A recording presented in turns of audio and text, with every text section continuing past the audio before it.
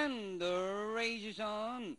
One Bahamas from the outside, Euromax, Lovable, Franceschi Magure, Dancing Flower, racing by Daryl Peters, Denial, rushing up in between runners, Kirikada Milagros, Silver Ridge alongside Golden Class, Street Star, third last, second last, Dico Alkaline, Hot Gossip is running at the tail of the field. One Bahamas by about 3 lengths, followed by Lovable Princess Peters, Denial racing in third by Doral, Kimagure racing in fourth, Dancing Flower alongside Euromax by Doral, Silver Ridge, Kirikada, Milagros, Street Star, and Golden Class.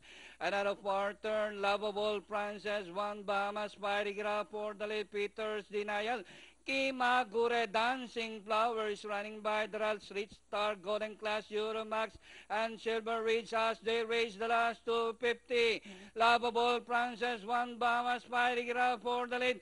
Kimagure, Euromax, Dancing Flower, Silver Ridge. It's One Bahamas, Lovable Princess, One Bahamas, Euromax in between runners. Golden Class on the water outside, moves up, and finally Golden Class, Lovable Princess, 8 Euromax, 3A, 1 Bahamas, close, Kimagure, Street Star.